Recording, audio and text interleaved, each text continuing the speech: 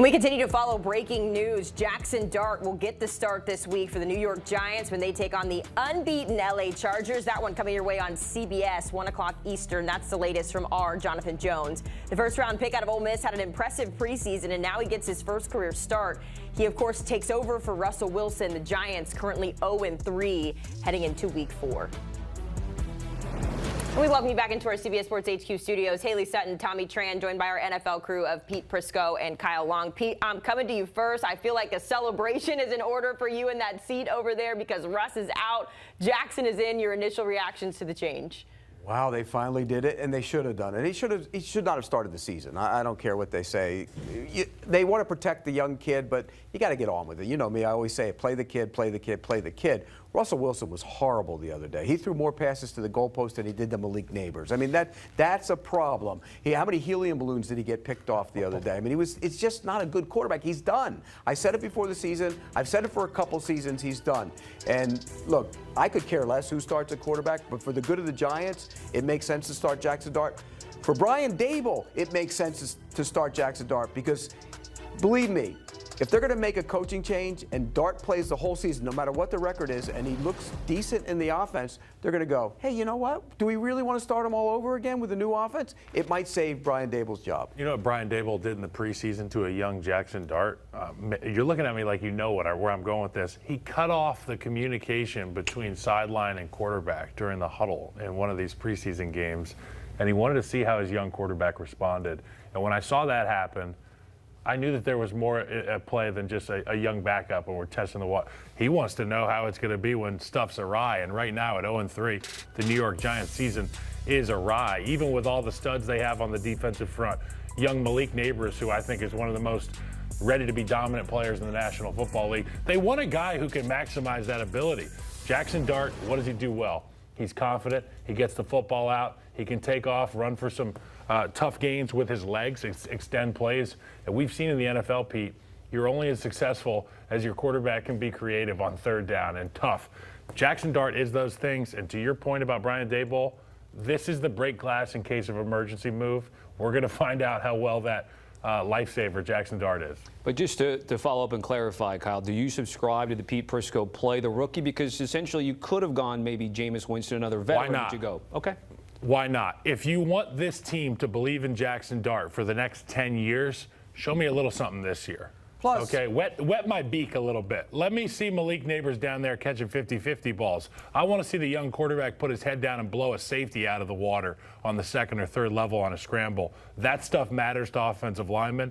I know that the floor is relatively high with Russell Wilson, but we saw the floor go backwards, down a floor with Russell Wilson. It's time. Plus, if you play him, you find out about him, and the league finds out about him. And look at Michael Penix. Michael Penix didn't play a lot last year. And everybody, we were sitting here saying, okay, Michael Penix has arrived. Look at what he's done. Now look at him this year. He doesn't look like the same guy.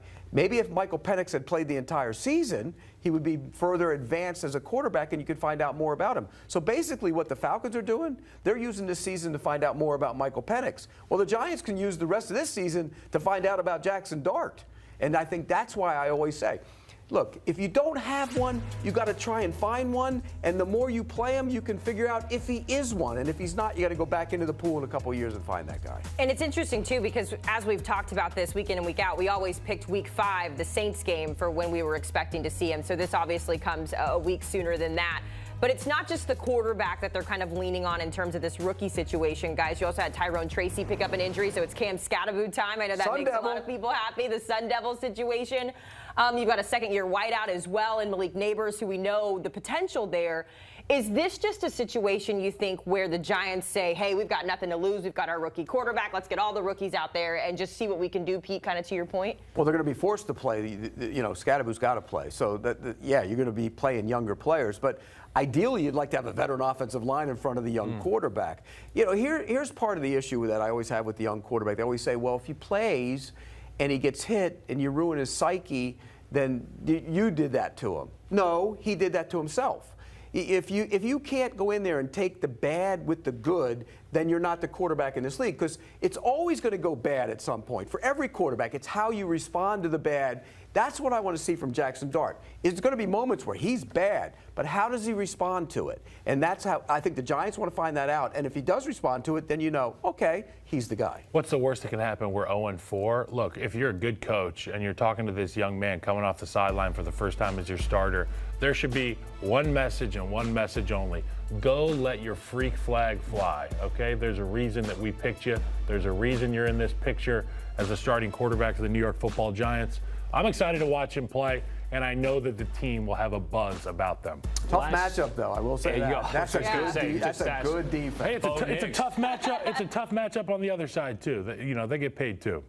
Kyle, question for you. We're sitting here on a Tuesday afternoon, so most teams either have their off day Monday or Tuesday. The Jaxson Dart first team reps install, what's this week going to look like for him? Well, I want to hear that he can say the play call without stuttering, first and foremost. No, you know what? Your job as an offensive lineman is to let your president know that you are the Secret Service. Anything they need, come through us. If you know, whatever your lunch is, we'll make sure you get it. And when you're on the field, we'll try our best to take care of you. And I just think that they want to see toughness in a guy where the moment's not too big for them, and he takes shots down the field. And don't be a mealy mouth in the huddle. It's yours now. It's your huddle. I don't care who's in it. Grab me by the collar. I don't care who's in it. I like that. If you're talking, it's my huddle, shut your mouth. This is my huddle now. I might be a rookie quarterback, but I'm going to own the huddle. If you go in there and go, well, we're going to run this play, and I think it'd be better if you be quiet in my huddle, they're not going to respect you. Go in, take command of the huddle. It's yours now, kid. He will do that, too. He will. He needs some sauce in that. He does. He needs. Don't take anything from those offensive linemen when they start bitching and moaning. Spoken like a true New Yorker, that Pete Prisco on the Giants. Fellas, certainly appreciate it. Again, the Giants and the Chargers this weekend. We'll see the news from the NFL, where Tampa Bay Bucks wide receiver Mike Evans is going to miss multiple weeks with a hamstring injury. That's the latest from our NFL insider, Jonathan Jones. Evans suffered that injury in Sunday's come-from-behind win over the Jets, but JJ says there is no plan to put him on IR. The Bucks are off to a 3-0 start, but they face a very tough test this Sunday against the Philadelphia Eagles. And with that, we want to welcome you into our CBS Sports HQ studios. Haley Sutton alongside Tommy Tran, and we've got the NFL crew, our former lineman Kyle Long, our pair of former linemen, I should say, Pete Prisco. You actually played quarterback, Pete Prisco. When I was a kid, I was a quarterback. Called my own plays in 8th grade. I was good at it, too. I'm a man now. I play O-line. That's what you're saying. Yeah, that's right. I moved on up. Tough guys. Let's get the conversation started here, guys. I want to keep it in Tampa Bay, of course, starting with Mike Evans, out with a hamstring injury. You know, it's interesting as well. I saw earlier that he's had hamstring injury every year since, 2019, Pete? I mean, where's the concern level Some people say he's a walking hamstring. I mean, it's still good for 1,000 yards, though. Yeah. Still good for 1,000 yards, though. Hey. But you'd like him on the field every week. Look, when you get to be older, he's got problems. It's going to continue to have those kind of problems. And it's just bad because this team has been decimated by injuries. You know, we talk about the offensive line. Not one guy last week started in the spot that he was supposed to start before the season. 2 guards made their first start in that game. Now, they had 5 holding penalties on the first drive, but that's a whole other issue. They still had 347 yards of offense and did a nice job. But you take him out. You take Godwin out. You take that offensive line. It's really, really putting a lot on Baker Mayfield. Hey, this is why you build the team the way that you do. This is why the strengths on your team, you can continue to build on strengths, and it puts you in a good spot for when Mike Evans, who's obviously had this hamstring thing for a half-decade now, when he's on the lineup, you can throw it to Emeka Egbuka. Baker Mayfield can scramble, make things happen in the running game. And you mentioned the offensive line. I look back to last week's matchup against the Texans, and it was Heck over there at right tackle, and these guys are battling against some of the best edge rushers.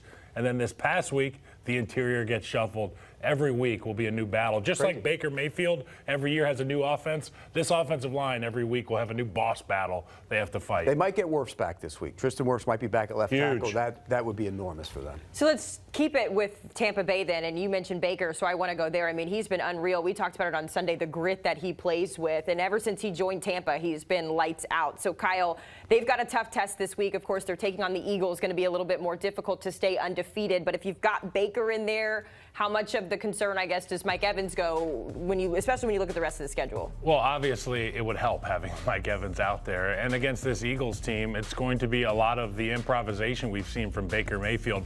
The Eagles have guys who can get home on the quarterback. And with the situation at the offensive line for the Tampa Bay Buccaneers, we're going to be looking at some chaotic completions or sacks for Baker Mayfield. It's either going to be the best version of Baker that we've seen, where he's taking off up through the A-gap, escaping stage right, making a throw, or turning into a 10-yard scramble. It's going to be a lot of that against the Eagles, Pete. And run the ball. I mean, look, I know it's easier said than done, but if you run the ball and take that heat off of him, it makes it so much easier on him. And we know he can get outside and make plays, but you have to, Bucky Irvin and that gang, they have to run the football against the Eagles, and I think you can. I think when you look at the Eagles, you can run the ball. You saw early in that game last week against the Rams ran it on them. I think you can run on this group. Tampa Bay 3-0 at the death every game, so some would say